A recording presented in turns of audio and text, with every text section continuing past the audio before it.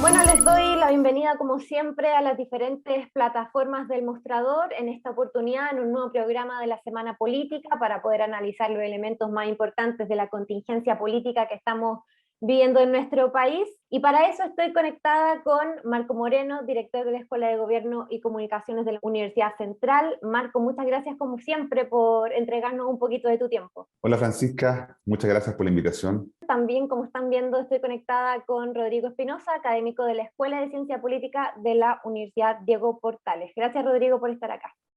No, un gusto, Francisca.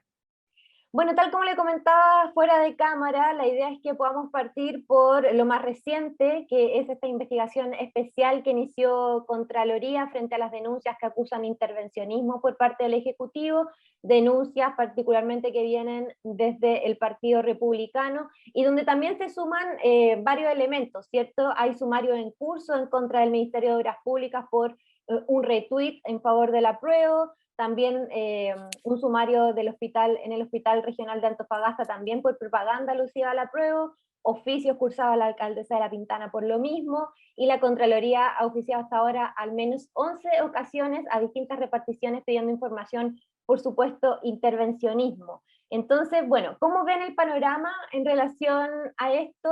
El gobierno, por parte de la ministra Vallejo y el ministro Jackson, han señalado que en realidad no hay nada irregular y pretenden entregar la información lo más rápido posible para que las dudas se despejen. ¿Cómo evalúan ustedes el escenario en este espacio de campaña que estamos viviendo bastante intenso?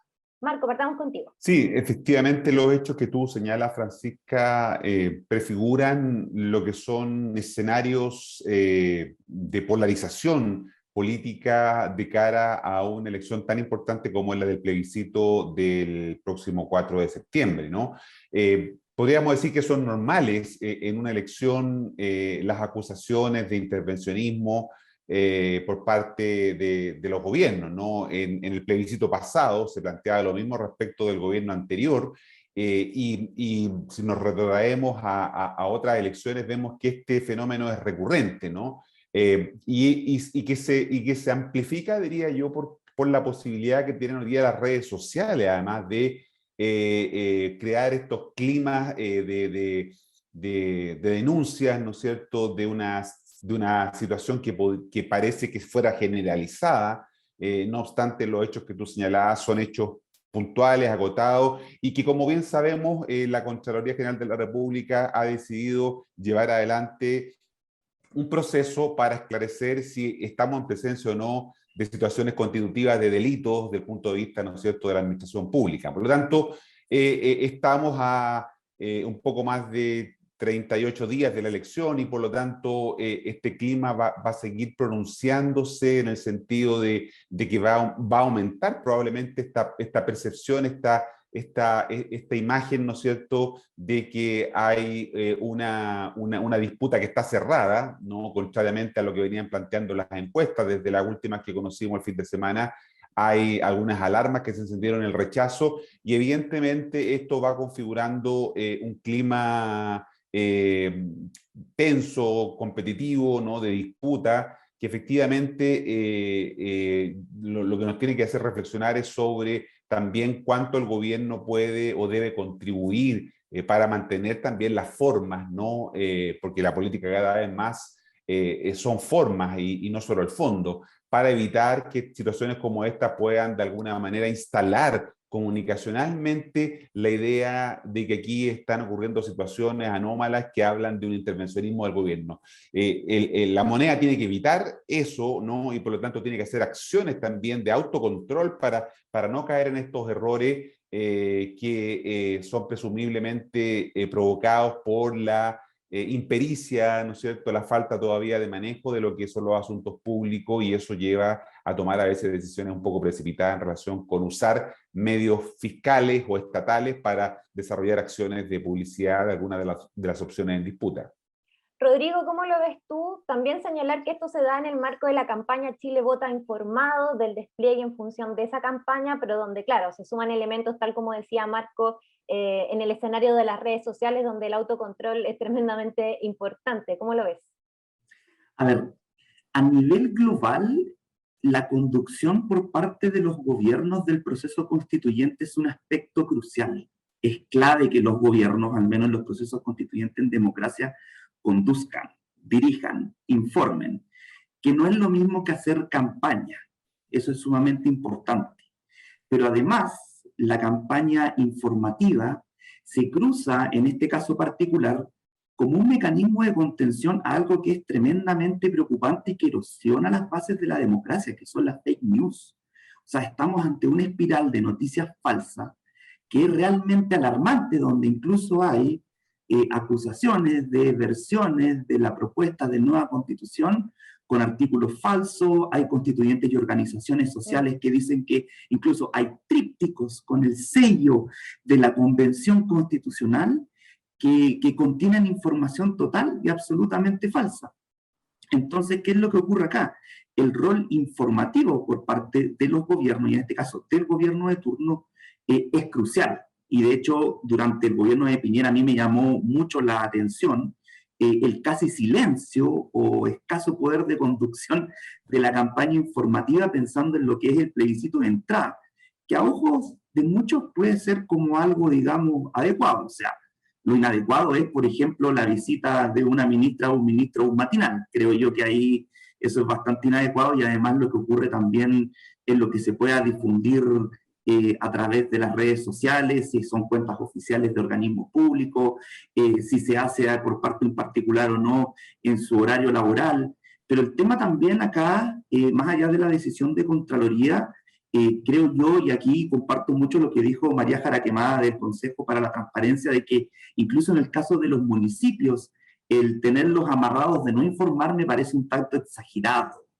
Entonces, yo creo que lo que queda por esclarecer, si bien son los antecedentes por parte de las personas involucradas y por parte del gobierno en cuanto al uso de sus recursos, también tiene que quedar bastante claro cuáles son los límites y las razones de por qué Contraloría en este minuto y por petición del Partido Republicano principalmente, decide también iniciar este tipo de acciones. Creo que si bien pueden haber razones legales, pero creo que también hay mucha política de por medio y eso, al menos a mi juicio, es bastante llamativo, sobre todo porque vemos, no lo digo por parte de Contraloría, sino que por parte de la oposición, vemos a un gobierno que está poco a poco subiendo, digamos, en las encuestas, sobre todo en la academia, al mismo ritmo que la opción apruebo, y es por esa misma causa también que creo que el mundo del rechazo también lo ve con bastante preocupación, pero repito, o sea, el gobierno tiene que informar sobre todo en este carril alternativo que son el mundo de las noticias falsas, que a mí me parece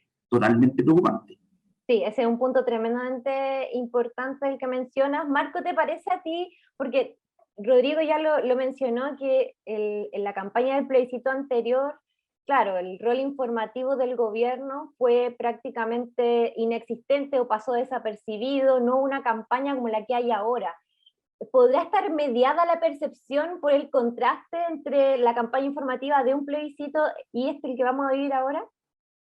Sin duda, porque recordemos que en el gobierno anterior del presidente Sebastián Piñera, su gabinete estaba dividido, ¿no? Su gobierno estaba dividido porque había varias ministras y ministros que estaban por la opción del cambio de la Constitución de 1980, que fue lo que se plebiscitó ese 25 de octubre del año 2020, ¿no? Por lo tanto, había una división importante en el gobierno en ese minuto. Hoy día no, sabemos que el gobierno está claramente alineado con una de las opciones, ¿no? La opción del apruebo, ¿no? Nadie puede engañarse respecto de eso, pero evidentemente sí lo que también la ciudadanía espera es que efectivamente este rol de presidencia y el rol de garante del proceso que le corresponde al gobierno de turno sea algo que se mantenga. Eso ha caracterizado a nuestro sistema político en los últimos 30 años, diría yo. La sospecha estaba en el año 1988, en ese emblemático plebiscito, ¿no? En donde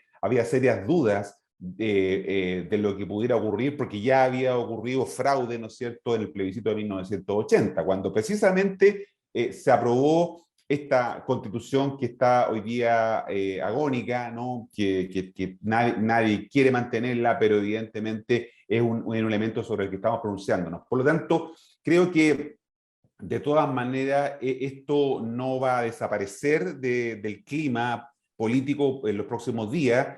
se va probablemente a intensificar, ¿no? Va a haber más presión sobre la Contraloría para que de alguna manera ejerza los procedimientos necesarios. Los resultados de cualquiera de estos procedimientos en todo caso no van a estar antes del 4 de septiembre, por lo tanto lo que pueda resolver la Contraloría va a tomar un tiempo, como ya lo señaló el Contralor Bermúdez, porque aquí hay procedimientos que hay que llevar adelante para de alguna manera establecer la veracidad de las denuncias que se están planteando. Por lo tanto, tampoco podemos hacernos muchas expectativas de que haya pronunciamientos de la Contraloría en los próximos días. Por eso que el gobierno tiene que hacer un esfuerzo, ¿no?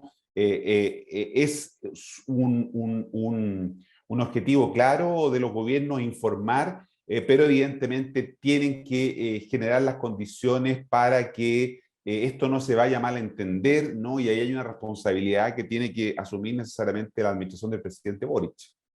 Ahora, con respecto a este mismo punto, el despliegue del gobierno y particularmente el despliegue del presidente Gabriel Boric en terreno, ¿qué les parece este diseño? Porque claro, ha sido un intenso recorrido por diferentes comunas de la región metropolitana.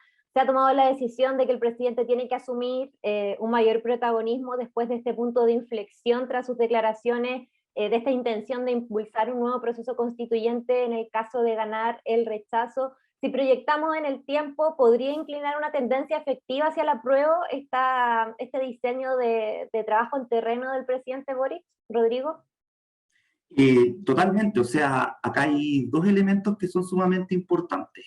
Uno, creo que lo que mejor sabe hacer este gobierno es el despliegue en terreno, básicamente, sobre todo si el principal articulador es el presidente Boric, que comunicacionalmente es muy bueno. De hecho, lo vimos en la cuenta pública, hemos visto cómo ha mejorado en algunas encuestas su aprobación en función de las salidas a terreno que ha tenido, y también vimos el despliegue que se hizo durante la segunda vuelta presidencial, que tuvo muy buenos resultados, donde le ganó, digamos, Gabriel Boric o el Frente Amplio por una importante diferencia a José Antonio Caz. Así que me parece que es como una réplica de intentar darle un sentido, de intentar darle una épica no solamente al gobierno, sino que implícitamente también mejorar las opciones del mundo del apruebo, pensando en el plebiscito de salida, más allá de las garantías que está intentando dar el gobierno de que el gobierno, digamos, no se caiga por un resultado que le resultaría total y completamente desfavorable. Ahora, el segundo punto tiene que ver particularmente de que se requiere un despliegue territorial más amplio. O sea, el principal bastión electoral del Frente Amplio es la región metropolitana, y por tanto creo yo que ahí no habría que poner tanto los énfasis, tal vez por una cercanía a Palacio de la Moneda, lo que sea. Pero creo yo que tienen que poner, sí, estratégicamente habría que poner los énfasis también en el despliegue territorial en regiones, porque es ahí donde el mundo del rechazo y en el mundo también donde la derecha suele hacerse más fuerte, particularmente en el sur. Entonces creo yo que, claro, están haciendo un importante despliegue que puede tener efectos positivos, pero los están haciendo en un lugar donde electoralmente prácticamente juegan de local, digamos, ocupando como la jerga futbolística. Marco, ¿cómo lo ves tú? ¿Lo ves como una apuesta riesgosa también lo que está haciendo este diseño de instalar al presidente Boric en terreno y también asumiendo un rol en el sentido de que, claro, también tuvo que llamar al orden, al oficialismo, cuando en medio de todo este debate sobre las reformas de ser aprobada la propuesta de nueva constitución, que eso tiene que ser un debate que se tiene que dar después, y el presidente Boric también ha salido a instalar su postura al respecto en relación a este aprobar para reformar. ¿Cómo ve su protagonismo? Sí, una de las amenazas para el rechazo tiene que ver con el crecimiento que pueda tener el gobierno en la evaluación de los ciudadanos medidos por las encuestas de opinión que hoy día conocemos, ¿no? En la medida que la aprobación del gobierno sube o mejora, y ahí el rol fundamental en ese proceso lo juega el presidente Gabriel Boric, eso de alguna manera se endosa, y eso es lo que muestran las encuestas, se endosa al apruebo, ¿no? El crecimiento que tuvo el presidente Gabriel Boric en esta última encuesta, dada a conocer el fin de semana, se traspasó inmediatamente al apruebo, y por eso que se marca una inflexión respecto de el predominio que venía teniendo el rechazo a la encuesta. Por lo tanto, ahí hay una amenaza importante en la medida que el gobierno aumenta su capital político de la mano del presidente Gabriel Boric, ¿no? Ese split, podríamos decir, se endosa justamente a la opción del apruebo, ¿no? Ya que el gobierno no se pudo desacoplar de esta asociación que hacía la gente con el proceso constituyente. Bueno, la decisión del gobierno y del presidente fue, entonces, ya que no tengo otra salida, que no tengo otra opción, voy a asumir directamente un rol mucho más activo y un despliegue, por lo tanto, mucho más efectivo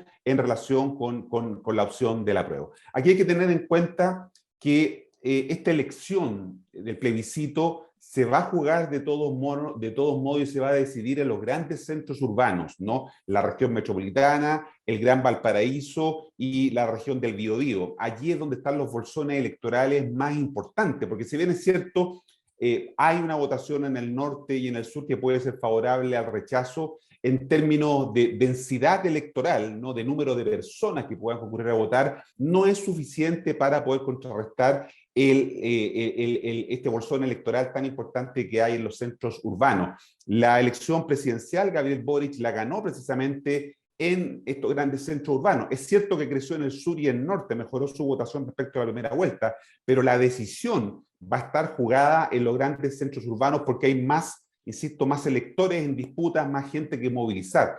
Por lo tanto, creo que la estrategia del gobierno por ahora está en el despliegue del presidente para que eso pueda favorecer a la opción del apruebo, y la campaña probablemente del apruebo probablemente tenga que concentrarse, ¿no es cierto?, en acciones como las que hemos visto la última semana, el aprobazo en Maipú, ¿no?, que congregó un número importante de personas, genera una inyección de optimismo, de mística, ¿no es cierto?, de épica, si queremos, y por lo tanto es una energía importante que se puede proyectar al resto de la campaña. El 5 de agosto, la próxima semana, empieza la franja electoral en la televisión, ¿no? Y por lo tanto esa es una vitrina que va a ser fundamental para el despliegue de las dos campañas.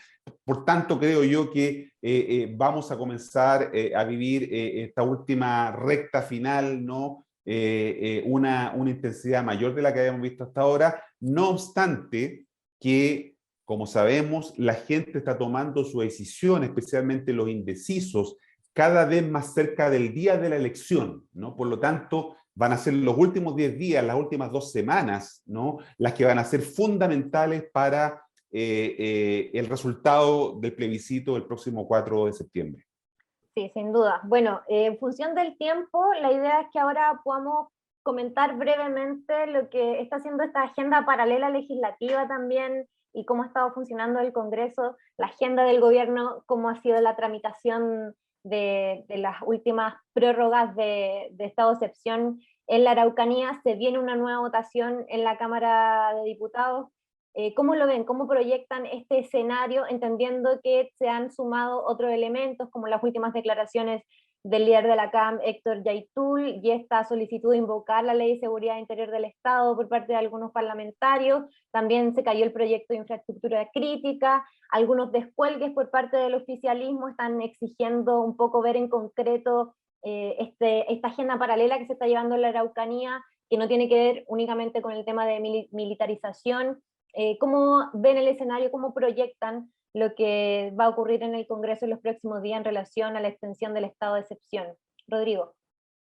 Sí, a ver, en cuanto a la renovación del estado de excepción, yo creo que no va a ser muy distinto a lo que hemos visto en el último tiempo, de un oficialismo con un comportamiento bastante heterogéneo, donde ahí vemos las dos almas oficialistas, aunque creo yo que las declaraciones de la ministra Vallejo el día de ayer diciendo que no iban a presentar acciones en base a declaraciones, sino que lo que importaba eran básicamente los hechos consumados, creo yo que busca en ese sentido aquietar un poco las aguas en los sectores más duros dentro de lo que es el Frente Amplio y que simpatiza más con la causa, digamos, de lo que son los pueblos originarios. Ahora creo yo que en cuanto al escenario legislativo, yo creo que esto se va a terminar aprobando de todas maneras.